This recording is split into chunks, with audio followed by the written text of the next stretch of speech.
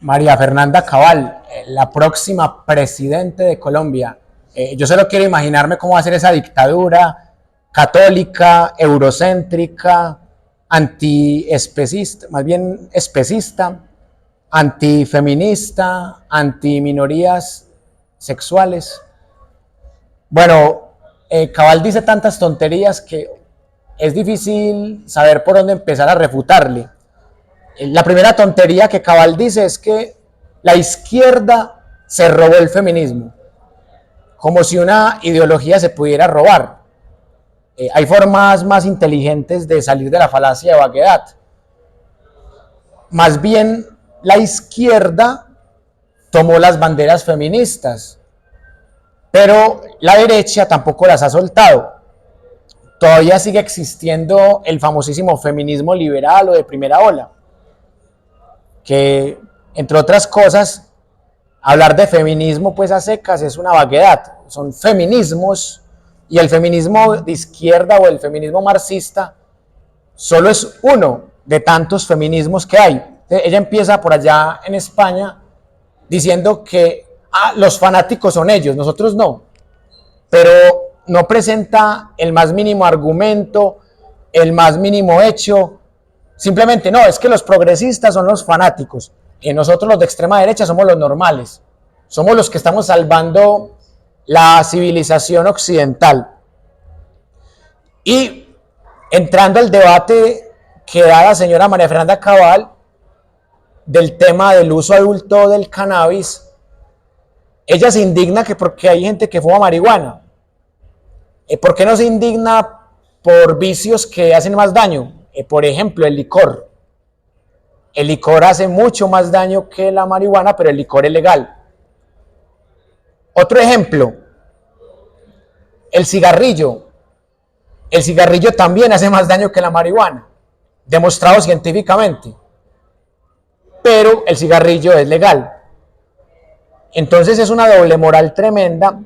Es normal que ella maneje ideas de provida, antiabortistas, ideas que no son científicas, entre otras cosas, pero más allá de que no sean científicas, también incurre en muchas falacias. Ella dice que el gobierno de Gustavo Petro Urrego es inepto. Pareciera que está hablando del gobierno pasado, porque un gobierno inepto es el que no sirve, el que nada cambia. Y uno se pone a mirar de manera crítica, sin fanatismo, y este gobierno de Petro ha cambiado muchísimas cosas.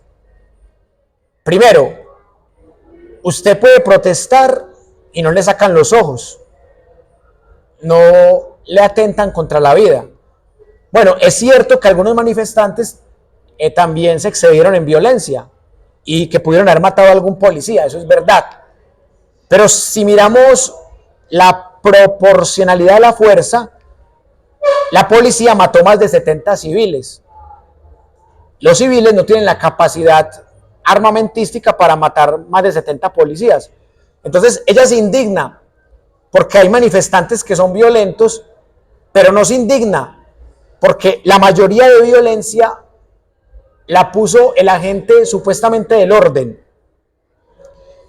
Y ella dice que es un gobierno inepto, pero paradójicamente lo que hace que el gobierno no sea inepto es el pacto que hizo el esposo de ella, José Félix Laforí, de Fedegan. Ese pacto ha permitido que el gobierno de Gustavo Petro haga la reforma agraria más exitosa de la historia de Colombia, más exitosa que la de López Pumarejo, más exitosa que la de Carlos Lleras Restrepo, porque es la reforma agraria que más ha podido entregarle tierras fértiles a campesinos para que las cultiven, mientras que otros gobiernos se robaban el dinero del Ministerio de Agricultura para pagar favores politiqueros, habiendo prometido que era para campesinos pobres, el famosísimo agroingreso robo seguro de Andrés Felipe Arias. Y paradójicamente, gracias al esposo de ella, Petro tiene esa bandera, porque claro, hay cosas que Petro no ha podido lograr. como la reforma laboral, se la tienen casi hundida. La reforma a la salud, se la tienen complicada. La reforma pensional también. Pero la reforma agraria no depende del Congreso. Depende de los terratenientes. Y el esposo de ella es el más grande terrateniente al lado de Uribe. Y paradójicamente, el mejor logro del gobierno de Petro es por el esposo de ella. Y aún así, ella dice que es un gobierno inepto. Entonces, seguramente, pues, está diciéndole inepto a su esposo. Porque su esposo está trabajando con el gobierno, incluso en el tema de la paz total también. Ella dice tantas falacias que es difícil sacarle la lista porque mientras que uno le refuta una falacia, uno se olvida de la otra. Pero ella se ensaña contra las juventudes. Dice, no, es que los jóvenes de ahora no sirven, fuman marihuana, no son como los abuelos, que esos eran berracos. O sea, ella extraña los abuelos, los bisabuelos, los tatarabuelos, que le cortaban la cabeza al otro por ser liberal o por ser conservador o por ser ateo. Ella está tratando de proponer una tesis que es totalmente absurda desde el punto de vista historiográfico. Es imposible demostrar cuál generación es mejor o cuál generación es peor. Si uno dice lo que ella afirma, que las generaciones pasadas eran mejores y que no eran generaciones de cristal y que tenían valores judeocristianos y occidentales y bla, bla, bla. Eso es una falacia ad antiquitatem, que significa una falacia por la antigüedad.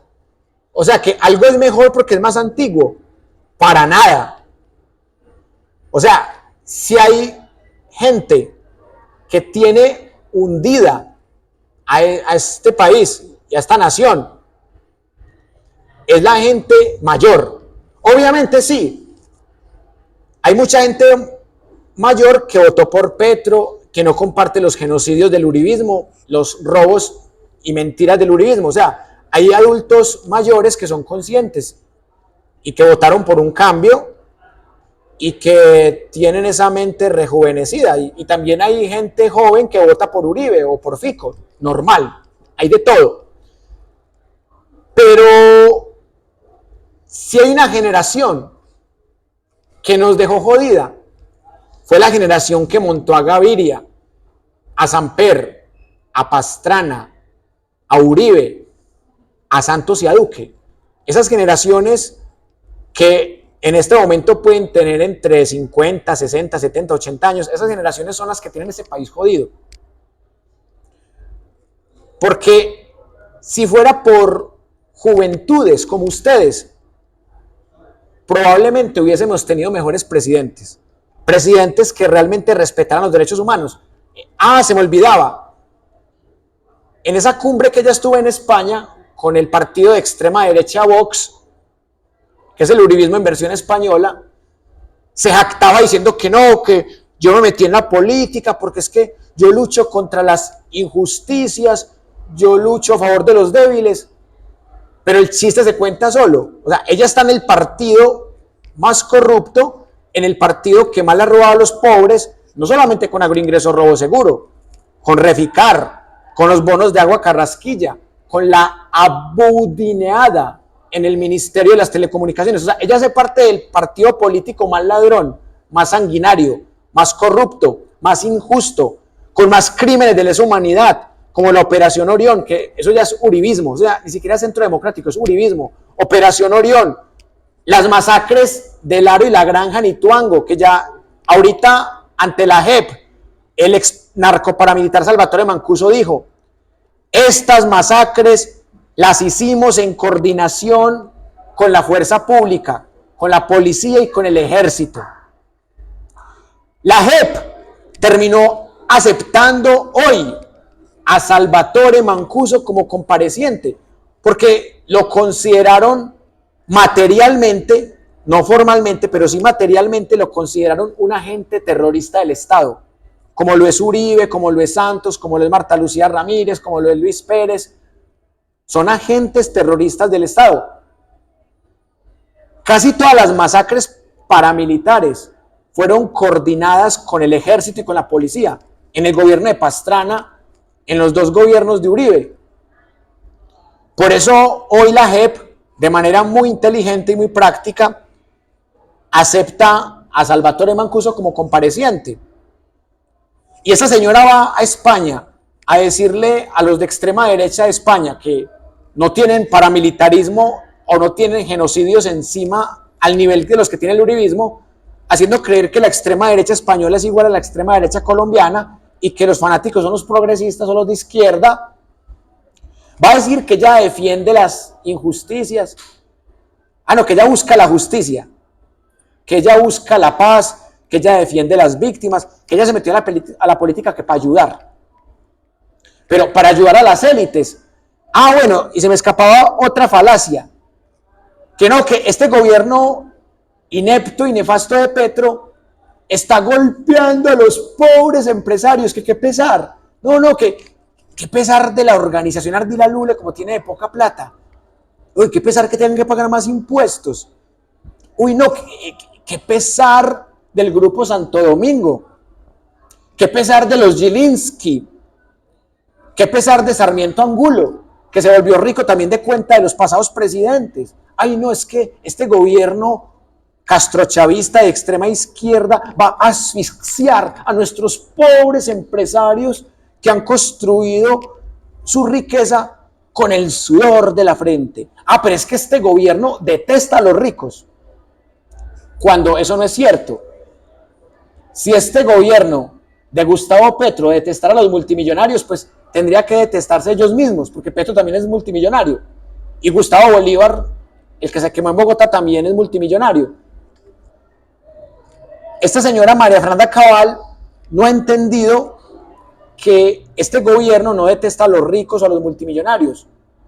Detesta cuando esos ricos o multimillonarios se hacen alianzas con politiqueros, con narcotraficantes, con paramilitares, para enriquecerse más, para desplazar al pueblo. O sea, este gobierno critica a los mafiosos, a los que se han enriquecido de manera ilícita, a los que tienen bienes en extinción de dominio, que la SAE se los entrega a campesinos pobres. No hay nada más bonito que ver que el gobierno de Petro le entregó unos predios que eran del paramilitar Carlos Castaño a campesinos humildes para que los cultiven, para que bajen los alimentos. El gobierno de Duque robó, se aprovechó de la pandemia, de la regla fiscal, para tapar la ñeñe política y para robar. El gobierno de Duque desfalcó el Estado colombiano, tanto como lo hizo su jefe Álvaro Uribe. O sea, desfalcaron todo. La gasolina, dejaron la crisis de la gasolina. Y ahora estos medios prepagos de los mismos multimillonarios que montaron el anterior gobierno, ahora dicen que es culpa de Petro el aumento de la gasolina, cuando ese déficit lo dejó el gobierno anterior. Él robó a Ecopetrol, el gobierno anterior. Él robó multibillonario a Mintic, el gobierno anterior. La estafa a los 117 municipios pobres con los bonos de agua Carrasquilla, el gobierno anterior. El robo a la reparación y al dinero de las víctimas del conflicto armado, el gobierno anterior. La ñeñe política y la compra de votos y el trabajo con la fiscalía y el clan del Golfo, el gobierno anterior. Y por eso me da mucha risa la doble moral que maneja esta señora, futura presidente de Colombia, María Fernanda Cabal. Conste que cuando digo futura presidente, lo digo de manera bastante irónica. Pero antes de irnos, yo sí quiero dejarles 3 reflexiones muy particulares sobre lo que representa María Fernanda Cabal, lo que representa el Centro Democrático y lo que representan las oligarquías que ella defiende. La primera, es increíble que los hijos de Álvaro Uribe se hayan vuelto multimillonarios, ni siquiera multimillonarios, multibillonarios, de cuenta del poder ejecutivo de su padre. Busquen en Google zonas francas, hijos de Uribe, un escándalo en el que participó el ministro de Hacienda, el imputado por Odebrecht, Oscar Iván Zuluaga. Participó el ministro de Transporte, participó Bavaria, la DIAN y el alcalde de entonces de Mosquera, Cundinamarca. Eso se llamó el escándalo de las zonas francas, que fue denunciado por algunos que en este momento odian a Petro, como Felipe Zuleta y como Jorge Enrique Robledo. Y este Felipe Zuleta, que era un periodista crítico en ese momento era un periodista muy bien fundado, pero en este momento está totalmente desbordado de odio contra el gobierno de Petro, lo mismo que Jorge Enrique Robledo, pero en ese momento Felipe Zuleta era un periodista muy respetado, muy respetable, llevó todas las pruebas del escándalo de las zonas francas al Consejo de Estado. ¿Y qué pasó? El Consejo de Estado, teniendo todas las pruebas, absolvió a los dos hijos de Uribe, quienes se enriquecieron de manera ilícita con nepotismo y con recursos del Estado, con recursos que pagamos todos en impuestos. De ahí viene la frase famosísima de los hijos de Uribe seguramente se enriquecieron vendiendo manillas allí en el Parque de los Deseos, ¿sí? Además que como vendedores ambulantes o vendiendo manillas en las fincas que tienen, en las grandes haciendas, se volvieron multimillonarios. Segunda reflexión. Nunca en la historia de Colombia hubo un gobierno que tuviera tantos funcionarios presos o imputados. Investigados, de pronto sí, porque a los funcionarios públicos hay que investigarles mucho, porque una investigación se la pueden hacer hasta un docente, que según la ley 30, pues los de cátedra no somos funcionarios públicos, solo somos contratistas, pero una investigación se la pueden hacer a cualquier funcionario público, listo, o que ejerza una tarea pública. Pero la mayoría de politiqueros que gobernaron con Uribe están presos. Hay otros que están hasta prófugos de la justicia, como el doctor Ternura. Y hay otros que están impunes, como el doctor Cianuro. Pero la mayoría de funcionarios de Uribe están presos, y presos por parapolítica. Por eso les invito a que miren el video de la JEP, en donde dos magistradas y un magistrado argumentaron jurídica y técnicamente por qué aceptaron a Salvatore Mancuso como compareciente. Porque Salvatore Mancuso destapó las peores ollas podridas, y no solamente de los gobiernos de Uribe, también del gobierno nefasto de Andrés Pastrana Arango, un gobierno que ya estaba financiado y apoyado por paramilitares, a la vez que negociaba con la guerrilla más sanguinaria que son las FARC, o eran las FARC, porque las FARC ya no existen, existen las disidencias de las FARC. Y quiero redondear esa segunda reflexión hablando un poco del daño que le ha hecho el país las FARC-EP. Fue producto del terrorismo de Estado, del Plan Lazo, de Guillermo León Valencia, el abuelo de Paloma Valencia, sí.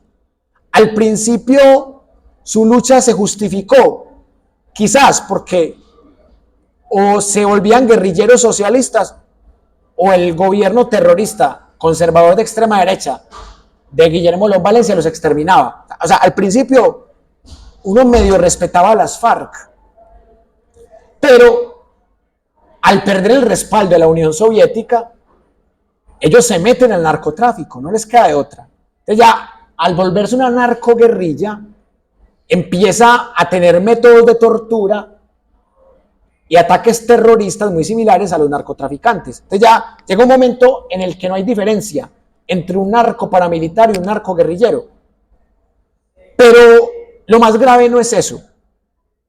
Lo más grave es lo que han hecho estos gobiernos con las fuerzas militares y de policía. Esas fuerzas que tanto defiende María Fernanda Cabal han convertido a las tropas del Estado, a los supuestos héroes de la patria, los han convertido en terroristas de la peor calaña, sobre todo en los dos gobiernos de Uribe, porque ya se estaban desviando desde que se retomaron el Palacio de Justicia, que entre otras cosas, María Fernanda Cabal y Miguel Polo Polo son los que niegan la retoma, el negacionismo, la estrategia del negacionismo que está en la técnica número 6. El M-19 era una guerrilla que tenía algunos métodos terroristas, no se puede negar, pero igualmente el M-19 era la guerrilla que menos atentaba contra la población civil, por una sencilla razón.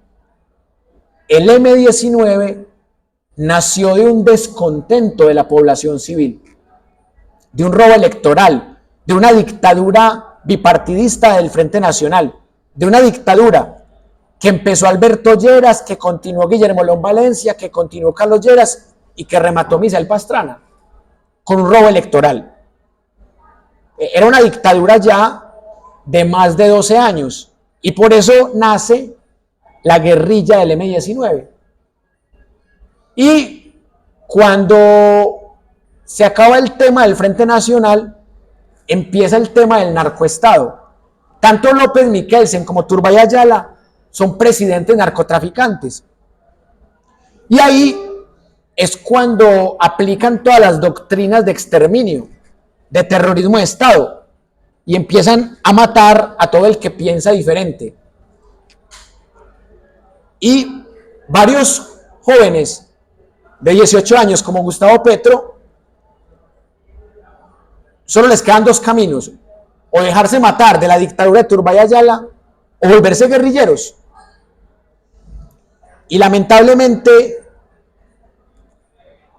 eso lo utilizan para crear grupos paramilitares.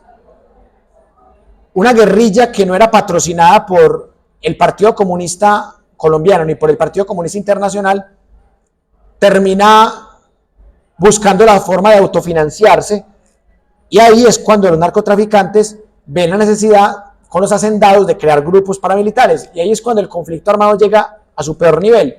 Y Belisario Betancur hace un proceso de paz con estas guerrillas que se llamó los Acuerdos de Casa Verde, pero Belisario los traicionó y los empezó a matar por la espalda. Y por eso el M-19 se toma el palacio, no para matar a los magistrados, sino para hacerle un juicio político a Belisario. Y Belisario, en vez de dar la cara, manda a Noemí Sanín que ponga un partido de fútbol, Millonarios Unión Magdalena, y le da la orden a Plazas Vega a defender la democracia, maestro. Y la orden es que Plazas Vega entra y ni siquiera termina matando a los 40 guerrilleros del M-19, sino que termina matando a los magistrados, adrede, y desapareciéndolos. Terminó siendo más terrorista el militar que el guerrillero. Y con Uribe, en los falsos positivos, el ejército termina matando más civiles que los mismos paramilitares, que habían sido los más asesinos a civiles. O sea, el ejército termina convertido en la peor banda criminal de la historia de Colombia, peor que las guerrillas, peor que los paramilitares, peor que los narcotraficantes, peor que las bandas criminales, y pagados con nuestros mismos impuestos. Es decir, les pagamos el sueldo para que maten niñas y niños, muchos de 14, 15 años o hasta de 13 años, y les presenten como guerrilleros con las botas al revés. Ese fue el legado de Uribe, y ese es el legado que defiende María Fernanda Cabal. Así que yo no soy quien para decirles por quién votar, porque entre otras cosas ya no estamos en proceso electoral, pero yo sí les puedo decir que si quieren una dictadura sabrosa, voten por Cabal. Solo les puedo decir eso.